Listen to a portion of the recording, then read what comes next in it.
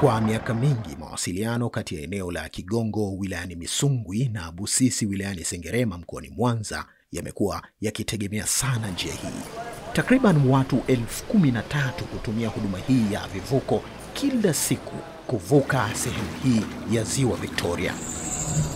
Ashura ameifanya kazi hii kwa miaka 8 sasa, kazi inayomhitaji kila uchao kutoka upande mmoja wa ziwa hadi mwingine. Naenda kuchukua kama Mlaga, nachukulia kule Busisi, naleta Kigongo Feri huku kwa ajili ya kuuza. Naweza nikamaliza hata masaa 3 kwa wastani, kwa sababu unaweza ukafika Kigongo ukakuta feri iko ng'ambo upande wa pili.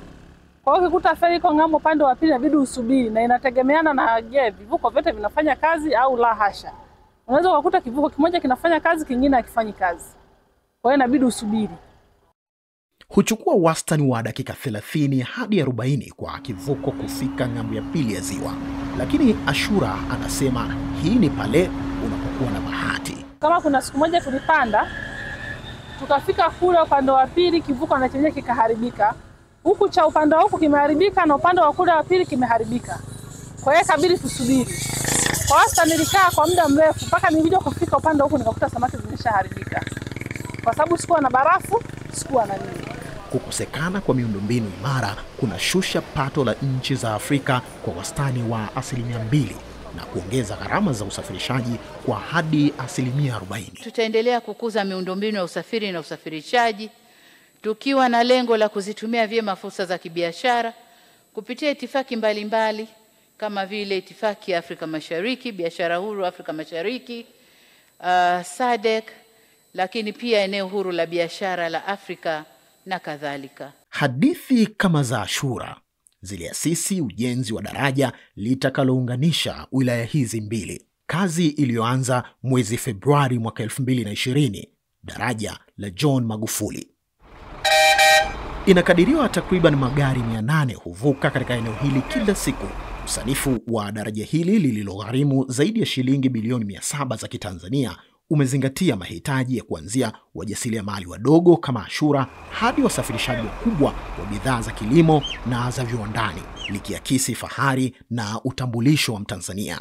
Daraja hili lina uwezo wa kubeba takriban tani 160 kutoka spani moja kwenda spani nyingine. Hiyo ina maana uzito huo unawezesha malori makubwa yanayobeba mizigo mikubwa. Unajua ukanda wetu huu ni ukanda ambao tuna zao la pamba, tuna mazao misitu kwenye upande wa Buchosa kule ya mbao, na mazao tuna migodi ya Nyanzaga, tunaamini itapita magari yamebeba mitambo mizito.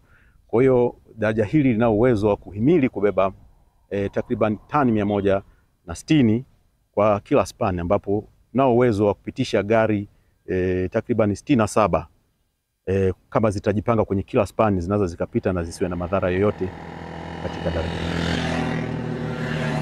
Kutokana na faida zake, daraja hili lilisubiriwa kwa hamu na wakazi wa eneo hili la kanda ya Ziwa, na kukamilika kwake kunamfanya Rais Dr. Samia Suluhu Hassan kusimama kama nyota aliyeubadili mchezo.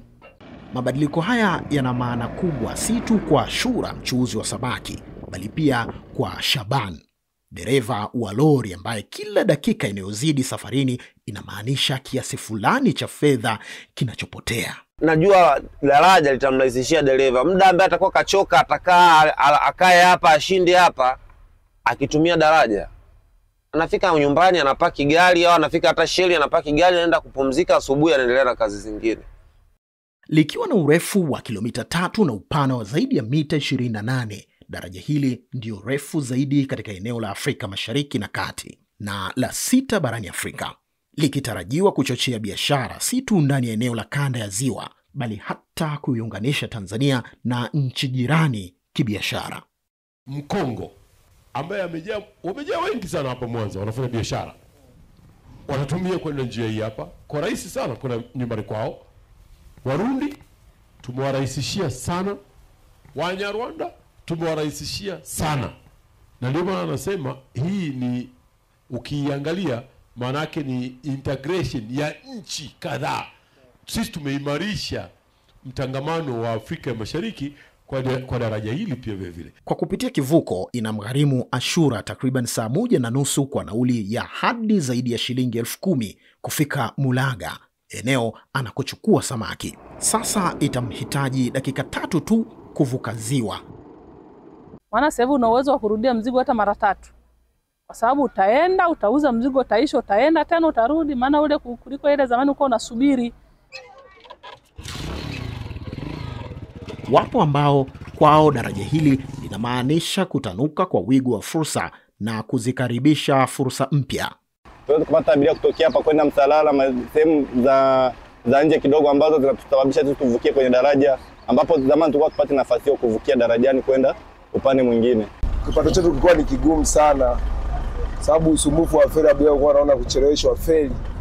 Kama hivi unafika unakaa, lazima abiria hamwezi kuwapata kiurahisi. Hata kama na baskeli nitapita, nina bodaboda nitapita, kwa sababu mapato yataongezeka. Ile nauli nayoitoa hapa kwa kila wakati kuvuka kusubiria hapa, ningekuwa nimeingia nimechukua mzigo na nimewahi kazini kwangu. Asante.